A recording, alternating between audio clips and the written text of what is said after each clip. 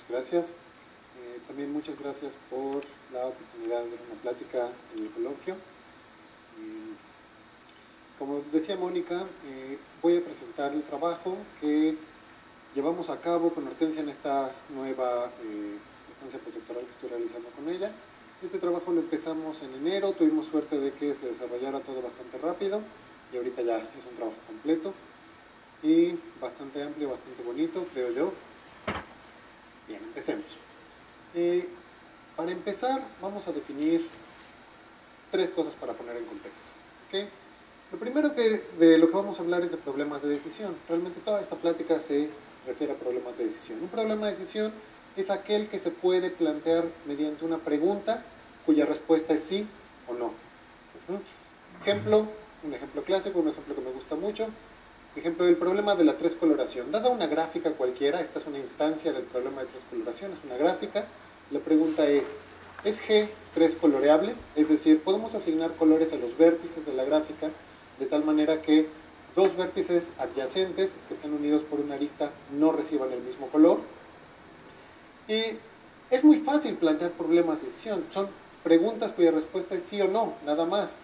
La situación es que algunos problemas es muy fácil demostrar que, bueno, más bien, para algunas instancias del problema es muy fácil demostrar que sí se cumple, sí, la respuesta a la pregunta es sí, pero para algunas es tremendamente difícil y viceversa. Hay algunas para las cuales responder la pregunta con un no es muy fácil, pero responder la pregunta para sí es muy fácil. En el caso de este problema en particular, es muy fácil verificar si yo les digo sí, esta gráfica es tres coloreable, yo les puedo dar un certificado de que esta gráfica realmente es tres coloreable. El certificado es simplemente una tres coloración. Digo sí, es tres coloreable y ahí está la tres coloración. Una vez que yo proponga la tres coloración, nos gustaría que este certificado pudiera verificarse rápidamente si es en realidad un sí certificado, es decir, un certificado de que la respuesta es sí. Esto es muy fácil, bueno, más bien muy eficiente. ¿Por qué? Porque simplemente tenemos para cada una de las aristas de nuestra gráfica verificar que los dos extremos de la arista tengan colores distintos. Esto lo podemos hacer en tiempo del orden del número de aristas. De hecho, ni siquiera es del orden, es exactamente el número de aristas. Nosotros revisamos cada arista, podemos saber si la coloración que dimos es propia, es decir, vértices adyacentes no reciben el color, o no. Si por el contrario yo les pidiera que me demostraran, si yo preguntara si la gráfica es cuatro coloreable o no, y ustedes me dijeran no lo es, entonces demostrar que no es cuatro coloreable se vuelve un problema bastante más complejo. Y no basta con, no hay un certificado sencillo que podamos exhibir y decir no es por tal cosa. ¿Okay? Los problemas de decisión que tienen un certificado que podemos verificar en tiempo polinomial es lo que conocemos como la clase de problemas NP. Acabamos de verificar que, por ejemplo, el problema de la tres coloración es un problema que vive en la clase NP. Tiene un sí certificado que se puede verificar en tiempo polinomial. Muy bien, entonces este es el segundo concepto del cual quería hablar, los problemas NP. ¿Cómo comparamos dos problemas de decisión? Hay una manera clásica en computación de compararlos. Vamos a trabajar con estos problemas, tres coloración y cuatro coloración. ¿Cuál es más difícil que el otro? ¿O qué tanto podemos decir de uno si sabemos solucionar el otro? Vamos a considerar una instancia de tres coloración. Entonces, una instancia es simplemente una gráfica. Vamos a construir, a partir de esta instancia de tres coloración, una instancia para cuatro coloración. En este caso es muy sencillo. Vamos a añadir un nuevo vértice y vamos a hacerlo adyacente a todos los vértices de la gráfica que teníamos originalmente. ¿Qué podemos decir de esta nueva gráfica? Bueno, afirmamos que esta nueva gráfica es 4 coloreable si solo si G es 3 coloreable. Es muy fácil de verificar. ¿Por qué? Supongan que G es 3 coloreable. Entonces, denle una coloración con 3 colores y denle un cuarto color a H. Perdón, al nuevo vértice. Eso es una 4 coloración propia para H y ya tenemos una 4 coloración. Recíprocamente, supongan que H es 4 coloreable. Como este vértice es universal, es adyacente a todos, entonces este vértice no puede compartir color con nadie. Lo que quiere decir que todos estos vértices deben de haber sido coloreados únicamente usando 3 colores. Entonces, nuevamente, si H es 4 coloreable, tenemos que G es 3 coloreable. ¿Qué hicimos? Construimos para una instancia arbitraria de 3 coloración, construimos una instancia de 4 coloración de tal manera que la instancia de 4 coloración es 4 coloreable, es decir, la respuesta a la pregunta es sí, sí, solo sí, G es una sí instancia del problema de la 3 coloración. Algunas observaciones sobre lo que acabamos de hacer. G es arbitraria, es cualquiera. Entonces, si nosotros sabemos resolver el problema de la 4 coloración, eso garantiza que podemos resolver el problema de la 3 coloración. En otras palabras, también, si podemos resolver eficientemente el problema de la 4 coloración, como construimos esta instancia en tiempo polinomial, o con un orden polinomial respecto a el orden de G, entonces también podemos resolver el problema de la 3 coloración en tiempo eficiente. Así lo que estamos concluyendo es que 3 coloración no es más difícil de resolver que 4 coloración. Lo denotamos de esta manera. Otras observaciones importantes. H no es arbitraria. ¿Okay? ¿Por qué? Porque H de entrada tiene un vértice universal. Entonces, saber resolver 3 coloración no garantiza saber resolver 4 coloración. Esta reducción funciona en un solo sentido. Y lo que sí es importante es saber resolver 3 coloración nos garantizaría saber resolver 4 coloración en gráficas con al menos un vértice universal. Pero lo más importante es el otro lado. No tenemos que saber resolver 4 coloración en general. Basta saber resolver 4 coloración para gráficas con un vértice universal para saber resolver 3 coloración. Entonces, a veces cuando se dice un problema es difícil, incluso restringido a esta familia de gráficas, nos referimos a este tipo de cosas. Nosotros sabemos que 3 coloración es un problema difícil, desde cierto punto de vista que ahorita vamos a definir. Entonces, saber resolver 4 coloración en gráficas con un vértice universal es al menos tan difícil como saber resolver 3 coloración. Entonces, por eso podemos decir, saber resolver 4 coloración con un vértice universal ya es un problema difícil. ¿Okay? Muy bien.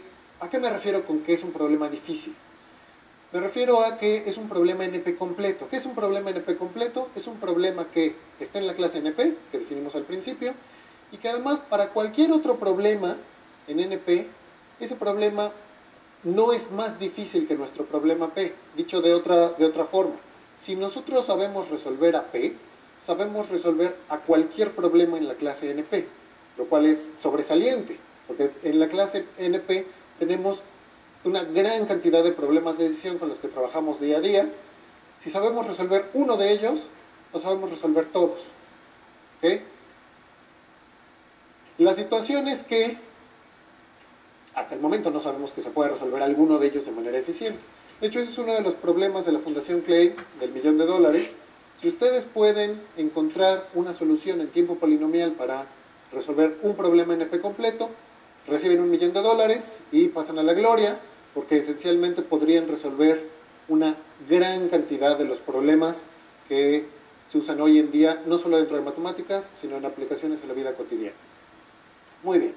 Entonces, a este segundo punto nos referimos a él como decir que P es un problema NP difícil. ¿Okay?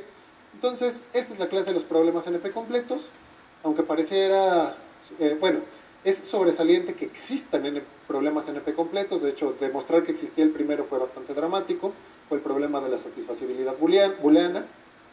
Pero a partir de eso, a partir de que exista un problema NP completo, es muy fácil demostrar que otros problemas son NP completos. Basta demostrar que están en la clase NP y reducirlos a un problema que ya sabemos que es NP completo. ¿Por qué? Decimos, un problema es NP completo si es al menos tan difícil como todos los de NP. Si tenemos un nuevo problema que es al menos tan difícil como el que ya sabemos que es NP completo, entonces ese otra vez es tan difícil como todos los de NP. Entonces, con que exista uno, es relativamente sencillo demostrar que hay más. Muy bien, entonces esto concluye la fase previa, los conocimientos previos que necesitamos para introducir nuestro tema. Nuestro problema de decisión con el que vamos a trabajar es el problema de los núcleos por H caminos. Nuestro input van a ser dos digráficas en este caso, una digráfica H, posiblemente con lazos, y una digráfica D que no va a tener lazos, y las flechas de D van a estar coloreadas con los vértices de H. nuestra pregunta va a ser, ¿tiene D un núcleo por H caminos?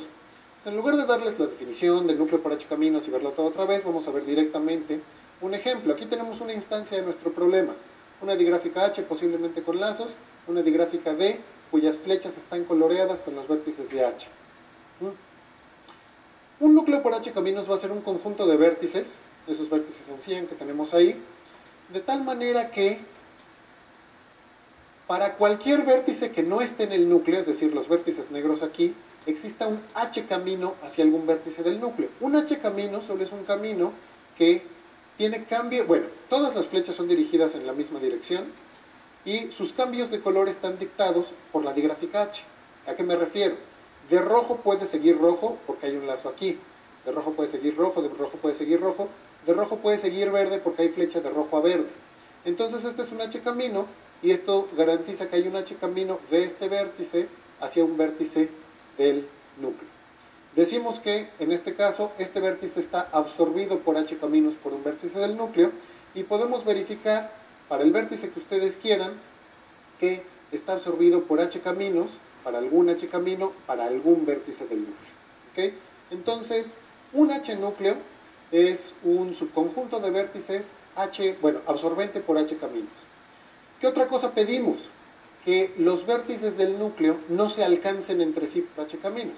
Eso va a hacer que sean independientes por H caminos. Aquí es muy fácil verificar que no se alcancen entre sí. ¿Por qué? Porque fíjense en los vértices 100, de ellos solo salen flechas azules.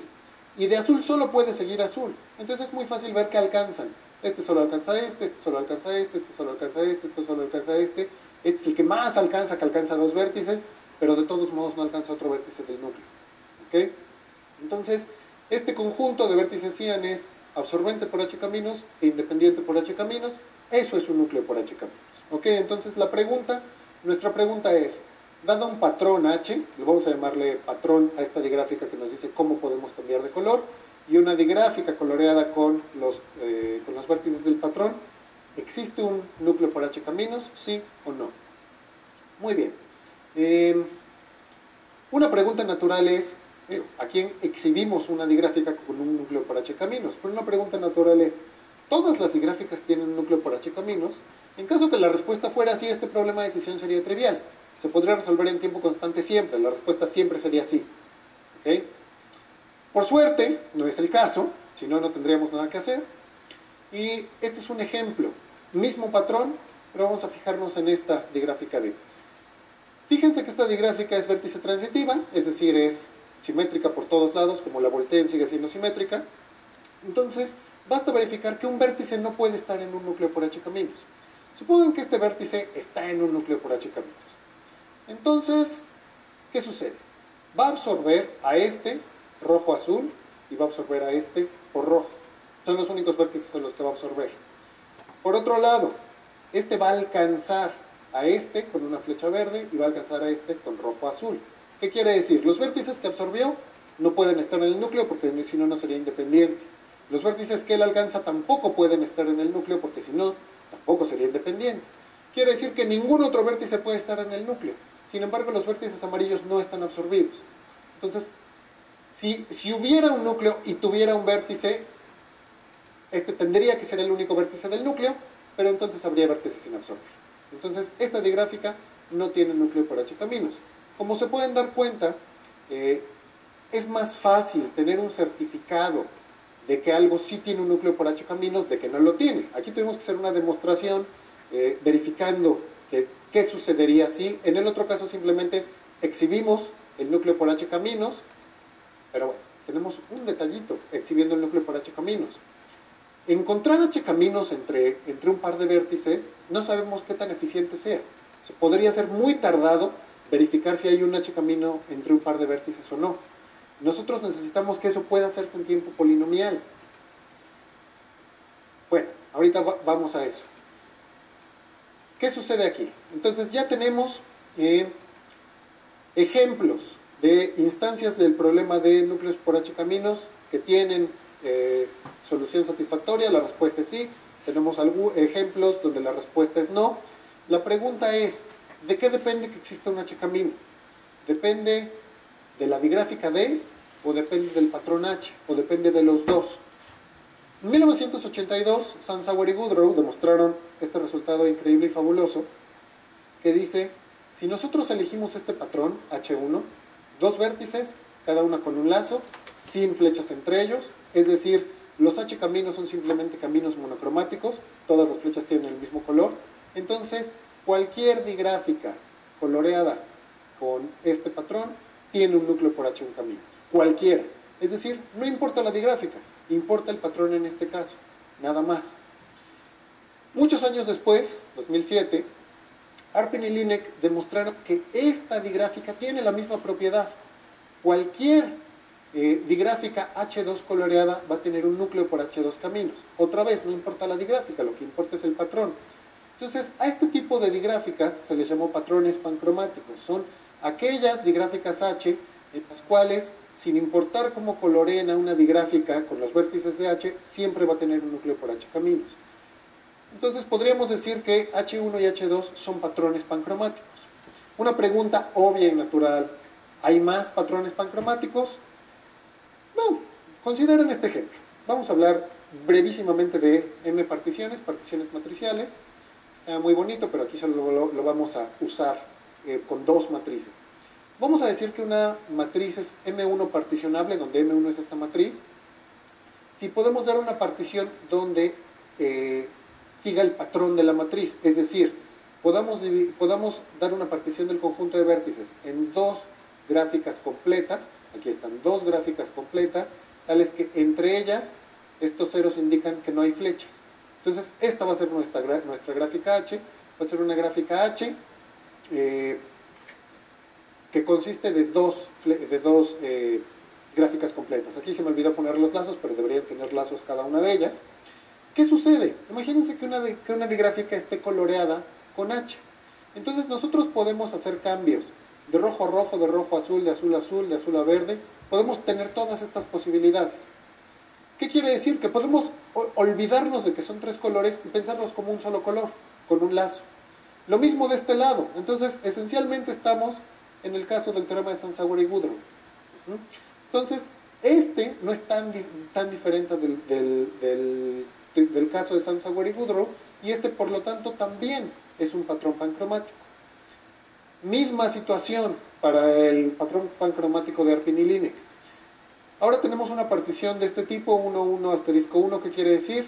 Damos una partición del conjunto de vértices en dos gráficas completas de tal manera que de una a la otra estén todas las flechas, esto que indica este 1, de esta a esta tenemos todas las flechas, y de regreso no tenemos restricción. De regreso puede o no haber flechas, podemos ver que por ejemplo aquí tenemos una flechita de regreso. Nuevamente, estos dos, como podemos cambiar de color y eso sigue siendo un H camino, piensen que estos dos son el mismo color y estos dos son el mismo color, y estamos en el caso de Arpin y Linek. Entonces, tenemos dos familias infinitas, una dictada por la gráfica de Sansauer y Goodrow, otra dictada por la gráfica de Arpin y Linek, que inducen, tenemos una familia infinita de patrones pancromáticos. Otra vez, ¿hay algún patrón pancromático que no sea de estas familias? No los hay. El Dino y Hortensia demostraron el año pasado, en un artículo que se va a publicar este año, que esos son exactamente los únicos patrones pancromáticos. Una digráfica es un patrón pancromático, sí, solo sí, es M1 particionable o M2 particionable, y todos los vértices tienen un lazo. Y bueno, ya que tenemos a todos los patrones pancromáticos, ¿qué pasa si H no es un patrón pancromático? Hay muchas posibilidades. Podría suceder que para algunos H's pudiéramos siempre resolver el problema en tiempo polinomial, o podría suceder que para algunas H's, unas D's particulares, el problema pudiera resolverse en tiempo polinomial, etcétera, etcétera. Realmente lo que nos interesa en los problemas de decisión es la complejidad del problema. ¿Qué tan difícil es resolverlo o no?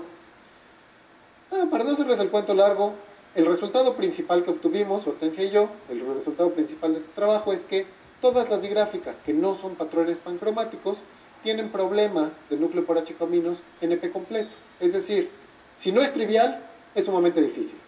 Es algo que pasa muy seguido en los problemas de núcleos. De hecho, hay muchos problemas de teoría de gráficas. O es trivial o es sumamente complicado. Y tenemos como los dos posibles extremos. Uno se puede resolver en tiempo constante.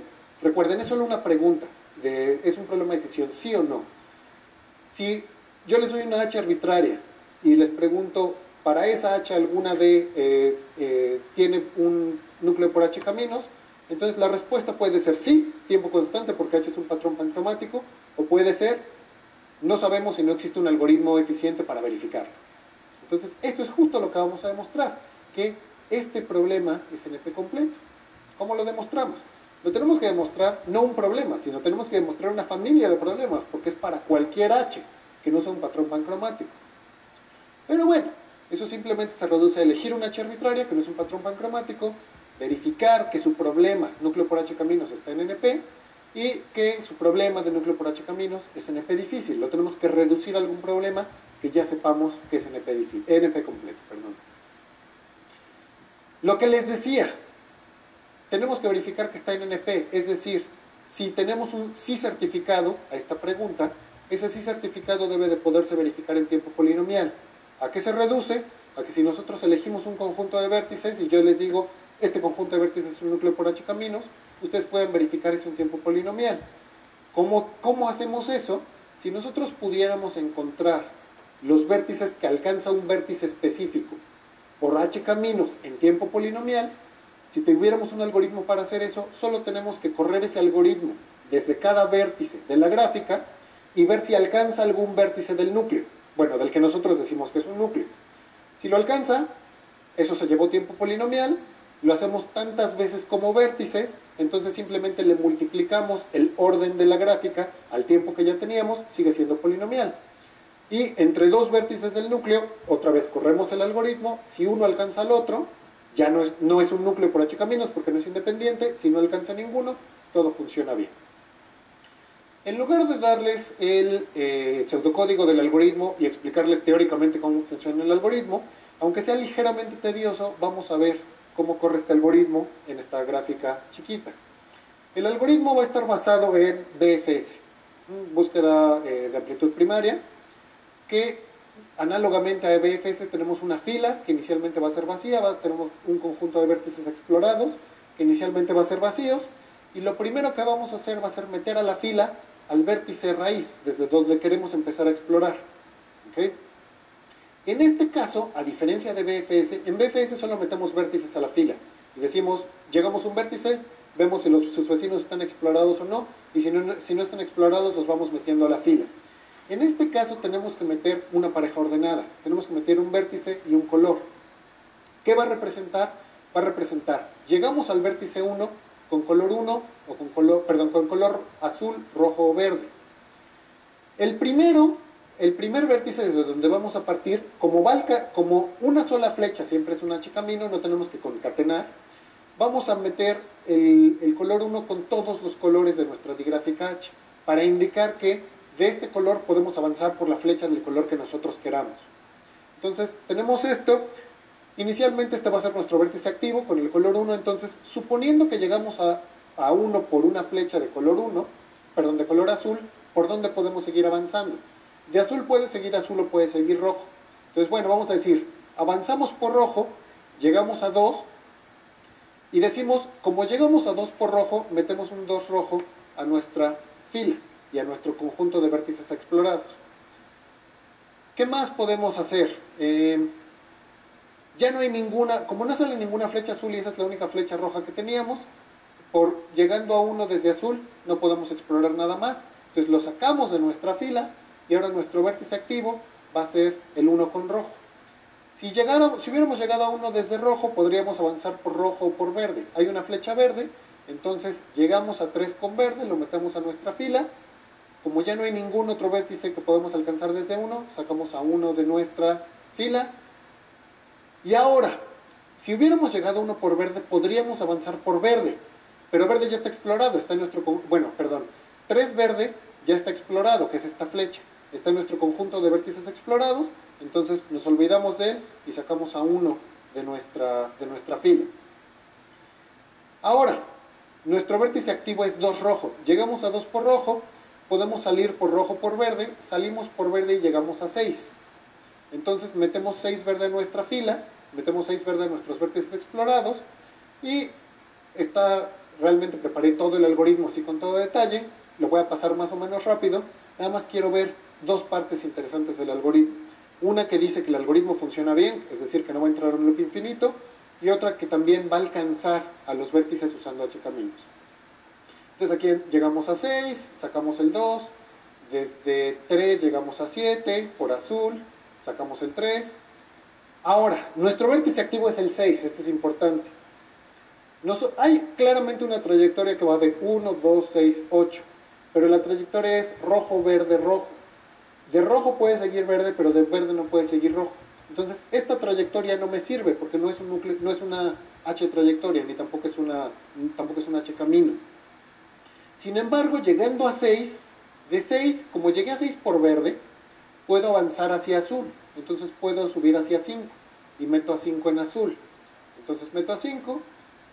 De 6 también puedo avanzar a 3 por azul. Ya había llegado a 3 por verde anteriormente, pero 3 azul no estaba, entonces está bien llegar a él.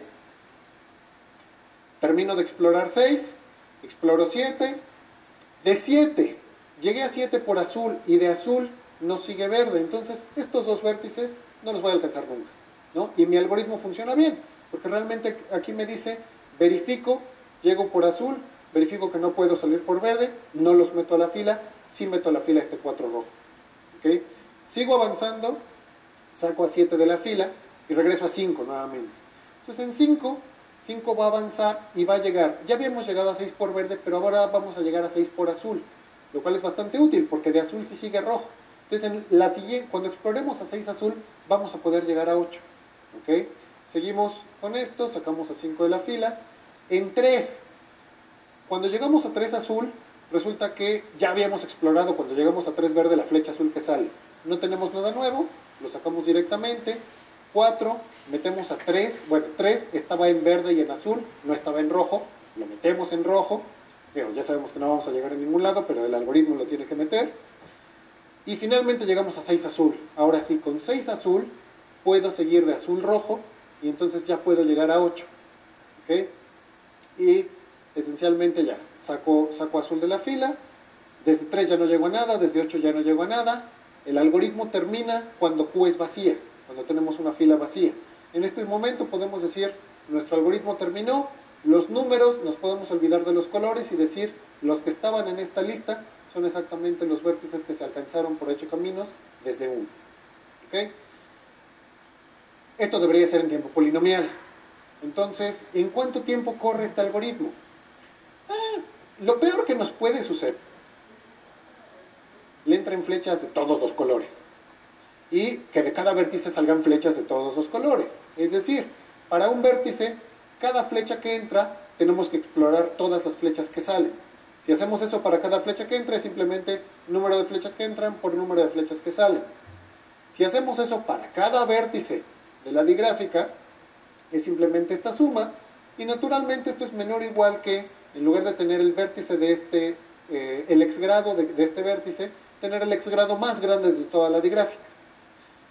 Y esta es una constante, la podemos sacar, y esta suma, el ingrado de todos los vértices, una igualdad bien conocida es que esto nos da el número de flechas de toda la digráfica. El exgrado máximo, ¿a lo cuánto puede ser? Un vértice podría pegarle a todos los demás vértices de la digráfica. Ni aún así alcanzaría el número de vértices, sería el número de vértices menos 1. De hecho, esto debería ser un menor estricto. Pero a lo más, todos los pasos que voy a repetir son número de vértices por número de flechas. Esto es polinomial. De hecho, en el peor de los casos, si hay muchísimas flechas, esto es cúbico. Si la digráfica no tiene muchas flechas, esto es cuadrático. Si realizamos esto desde cada vértice de nuestra digráfica, es a lo más de grado 8. Entonces, se puede verificar en tiempo polinomial un sí certificado para nuestro problema. Por lo tanto, nuestro problema vive en la clase NP. Muy bien. ¿Qué falta ver? Que nuestro problema es NP difícil. Para eso tenemos que hablar un poquito acerca de la estructura de los patrones pancromáticos. Entonces, nosotros dijimos que una digráfica es un patrón pancromático sí solo si es M1 particionable o M2 particionable.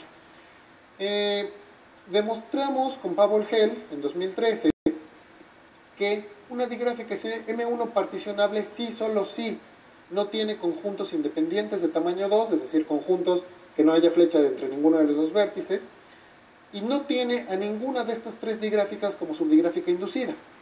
Es decir, si nosotros verificamos que para una digráfica cualquier subconjunto de tres vértices no induce estas tres y no hay conjuntos independientes de dos vértices, entonces esa digráfica es M1 particionable. Análogamente demostramos que es M2 particionable, sí, solo sí, no tiene flechas simétricas y tampoco tiene estas dos digráficas como subdigráficas inducidas. Con estos resultados demostramos con Hortensia para este artículo que una digráfica es un patrón pancromático. Recuerden, habíamos dicho, una digráfica es un patrón pancromático sí, solo sí, no tiene, si tiene una M partición o una M2 partición. Usando la caracterización de la M1 partición y la M2 partición, caracterizamos a los patrones pancromáticos como aquellas digráficas que no tienen a ninguna de estas 11 digráficas como subdigráficas inducidas. ¿Qué ganamos con esto? Ganamos dos cosas. La primera, muy bonita, aunque no muy importante para nuestro trabajo, es que los patrones pancromáticos pueden reconocerse en tiempo polinomial. Es decir, si yo les doy una digráfica arbitraria y les pregunto, ¿es un patrón pancromático?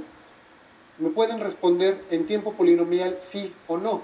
¿Cómo lo hacemos? Es muy sencillo. Simplemente fíjense en cada subconjunto de tres vértices.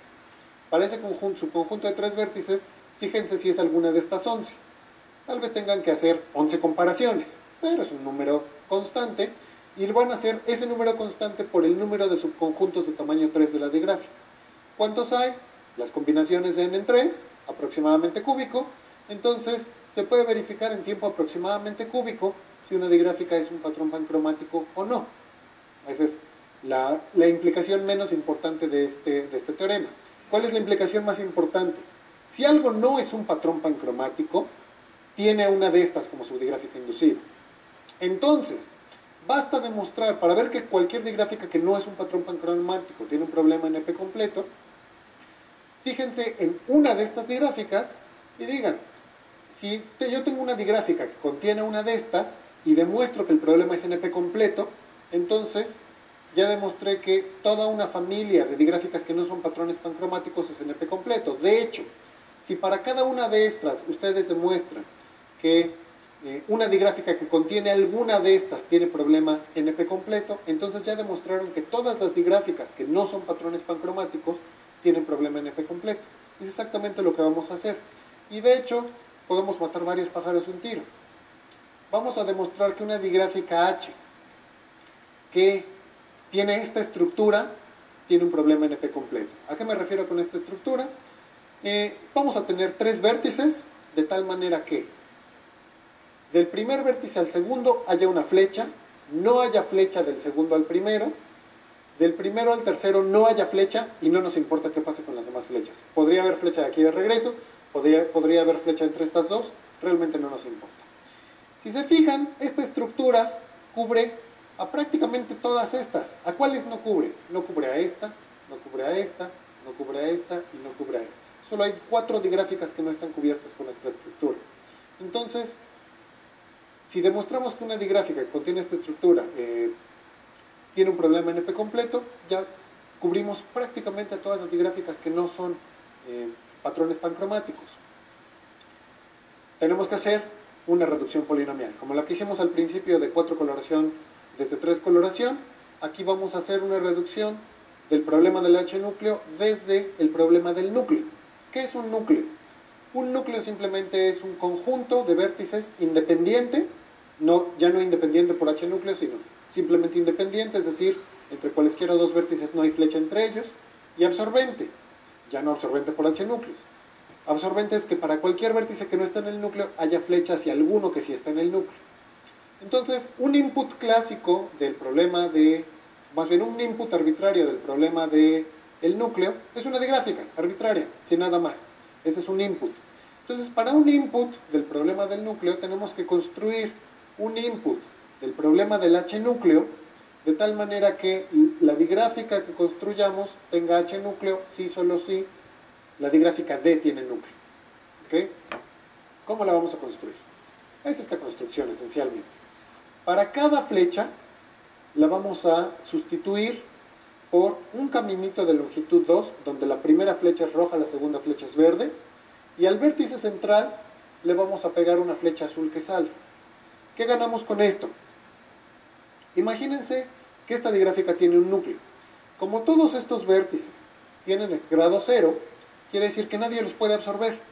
Entonces ellos tienen que estar en el núcleo. Si ellos están en el núcleo, absorben a estos vértices intermedios. No absorben nada más. ¿Por qué? Porque no hay flecha de azul a verde. Entonces, si no hay flecha de azul a verde, lo que tenemos es que... por cierto, entonces algo que dije hace ratito era falso. Sí, no debe de haber flecha de azul a verde, perdón, esa es otra condición que necesitamos. Como no hay flecha... no es cierto, perdón, me confundí, estaba viendo la dirección al revés.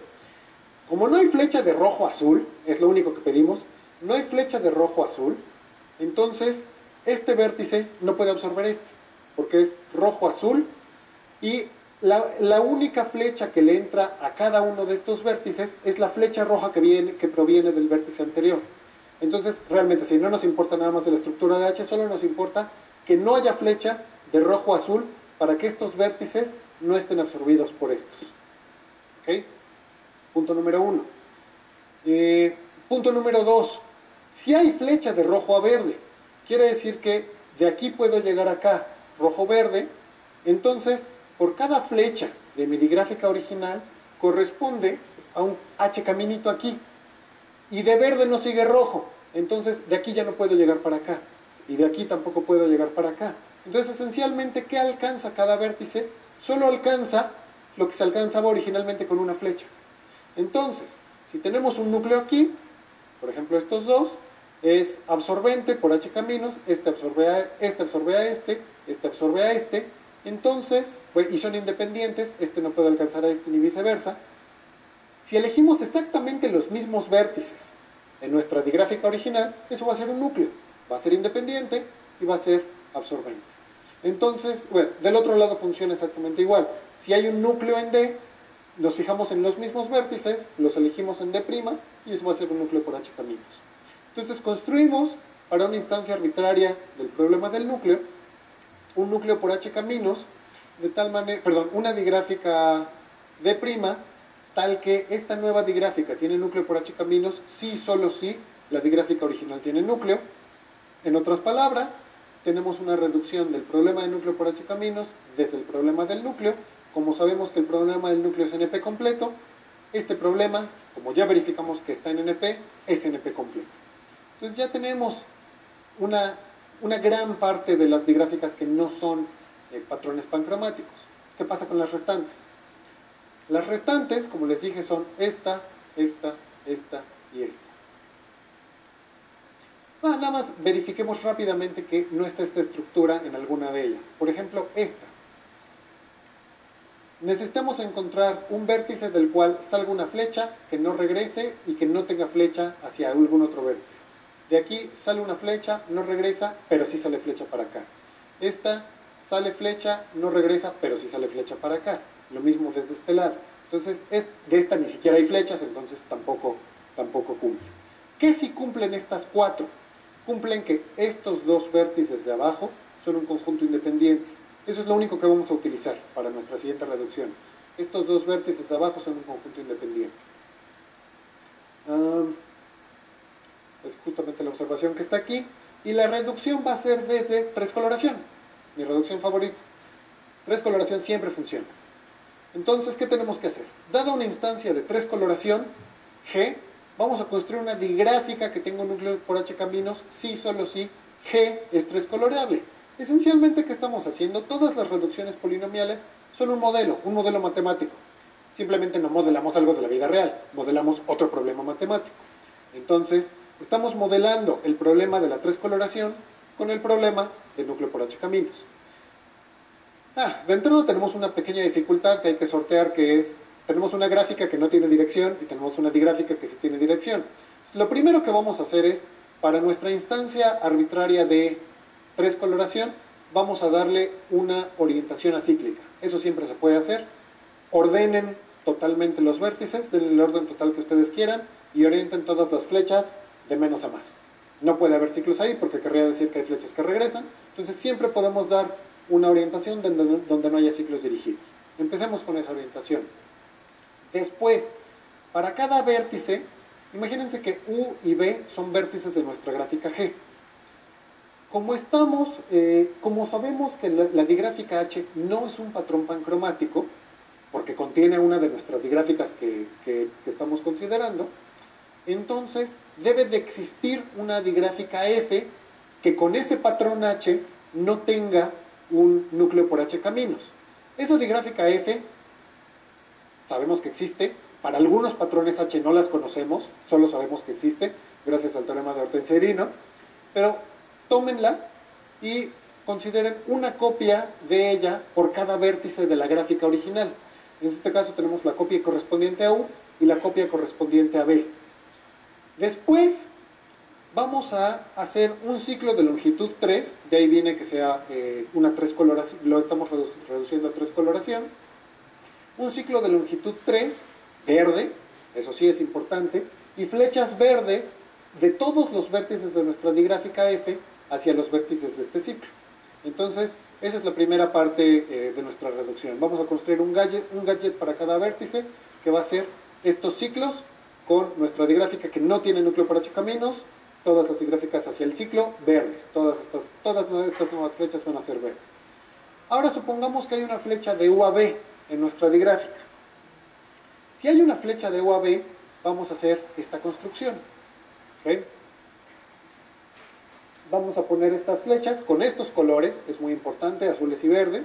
Si se dan cuenta, en la construcción nunca usamos rojo, solo sabemos que el rojo se tiene que usar aquí adentro, porque si solo usáramos dos colores, el teorema de Sansagor y Goodrow nos diría que sí se puede colorear, porque azul y verde son independientes, perdón, que sí tienen un núcleo por H caminos. Entonces, ¿qué sucede con esta estructura? Imagínense que la digráfica obtenida al construir a partir de una gráfica G arbitraria tiene un núcleo por H caminos. Si tiene un núcleo por H caminos, para cualquiera de estas estructuras sabemos que F no tiene núcleo por H caminos. Entonces, alguien debe de absorber a los vértices de F. No lo podemos dejar a que él arregle sus propios problemas, porque ya sabemos que no puede. Entonces necesita recurrir a alguien externo para arreglarlos. Entonces, forzosamente... bueno, y otra cosa importante, como todas estas flechas son verdes y todas las flechas que llegan desde cualquier otra estructura son azules, y de verde no se sigue azul ni viceversa, no podemos alcanzar desde F a alguien fuera de este ciclo, porque salimos verde y de aquí posiblemente sale una flecha azul, pero no sale ninguna flecha verde. ¿Okay? Entonces, exactamente uno de estos vértices por cada uno de los ciclos tiene que ser elegido. ¿Por qué exactamente uno? Porque todo el ciclo es verde. No podemos elegir dos porque ya no sería independiente por H caminos. Entonces, elegimos exactamente uno. Este vértice va a absorber a este vértice, naturalmente. Como este es el camino azul más largo que hay, es lo único que va a absorber, pero al estar este absorbido, y este es el único exvecino de este, quiere decir que a este ya no lo puede absorber nadie, porque por H caminos solo alcanza a este. Entonces, este vértice tiene que estar en el núcleo y tiene que absorber a este. Análogamente, este solo lo podría absorber este, pero ya está en el núcleo por H caminos, por lo tanto nadie lo puede absorber. Él tiene que estar en el núcleo, y entonces este vértice no puede estar en el núcleo por H caminos. ¿Cuál va a ser nuestra codificación? Los vértices de este ciclo van a corresponder a los colores de nuestra gráfica original. Vamos a numerar a todos los vértices, vamos a decir 1, 2, 3. ¿Okay? Entonces, cuando nuestro modelo nos va a decir, si hay un núcleo por H caminos que tiene el vértice 1, nosotros vamos a colorear el vértice B de color 1. Y eso va a inducir una 3 coloración de nuestra gráfica original. ¿Qué acabamos de demostrar? Que si en este ciclo elegimos el vértice 1, en un ciclo correspondiente a un vértice que es adyacente, no podemos elegir el vértice 1. Entonces, si nosotros inducimos una coloración de esta manera, ciclos correspondientes a vértices adyacentes no van a tener el mismo vértice elegido, y por lo tanto cuando lo convirtamos en una 3 coloración, lo que vamos a obtener es que vértices adyacentes no van a tener el mismo color. Eso funciona en una dirección, pero también funciona en la dirección contraria. Si tenemos un vértice aquí, por ejemplo el vértice 2, como le pega a este no puede estar en el núcleo. Al no poder estar en el núcleo, este tiene que estar, no, perdón,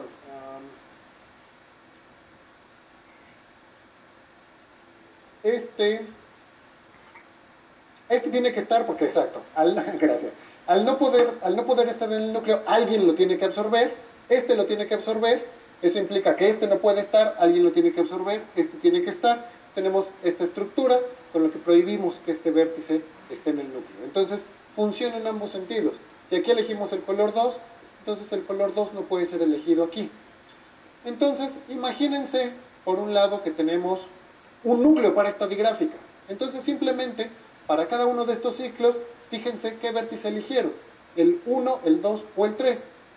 Para su gráfica original, coloreen el vértice correspondiente del color 1, 2 o 3, según corresponda. Lo que acabamos de ver es que vértices adyacentes nunca van a tener el mismo color, por lo tanto esa coloración es una trescoloración propia. De regreso, si tienen una trescoloración, consideren el vértice correspondiente. Si tienen una trescoloración de la gráfica, entonces coloreen este de color 1, este de color 2, eso les va a dar una elección de vértices para todos los ciclos de la gráfica. ¿Qué necesitamos? Necesitamos que eso se pueda completar a un núcleo por H caminos. Siempre se puede. Es muy fácil, simplemente tienen que elegir esta estructura en todos los vértices que faltaron, y eso se puede completar siempre a un núcleo por H caminos de toda la gráfica. Entonces, esencialmente lo que acabamos de demostrar es que una gráfica G es trescolorable si, solo si, esta nueva digráfica D tiene un núcleo por H caminos. Por lo tanto, para las digráficas que faltaban, verificamos que si no es patrón pancromático, entonces su problema de núcleo por H caminos es NP difícil, ya sabíamos que estaba en NP, por lo tanto es NP completo. Entonces, el resultado central, esencialmente diría, corolario del teorema que acabamos de terminar de demostrar, si H es una digráfica, entonces el núcleo por H caminos es soluble en tiempo constante si H es un patrón pancromático, NP completo en otro caso. ¿Okay? ¿Por qué es importante? Bueno, esta plática se llama una dicotomía para el problema de los H núcleos. ¿Qué es una dicotomía? Es justamente un resultado de este estilo. Para un problema, dependiendo del input que ustedes tengan para el problema, solo puede tomar dos posibles valores de complejidad. En este caso es constante o NP completo. ¿Por qué son importantes las dicotomías? Mencionaba hace rato el problema, la pregunta si P es igual a NP. P, bueno, ya vimos quién es NP, y P es la clase de problemas que tienen una solución en tiempo polinomial. Si P fuera igual a NP, entonces todos los problemas NP completos podrían resolverse en tiempo polinomial, lo que mencionaba hace rato. Entre esos problemas está, por ejemplo, factorización de grandes primos. Entonces, una consecuencia directa sería que circunstancias como la criptografía como la conocemos se vendría abajo porque podrían encontrarse todas los primos que se usan para hacer la codificación en tiempo polinomial. Se podría hacer bastante rápido. Esa es simplemente una de muchas consecuencias que se tendrían. No se sabe si P es igual a NP. Hay mucha gente que cree que sí, hay mucha gente que cree que no. Pero lo que sí sabemos es que si son distintos, debe de haber problemas que tengan complejidad intermedia. Es decir, que no sean solubles en tiempo polinomial y que tampoco sean NP completos. Entonces, cada que demostramos una dicotomía, decimos, aquí, para este problema, sin importar qué input ustedes elijan, no va a haber un problema de tiempo intermedio. ¿Okay?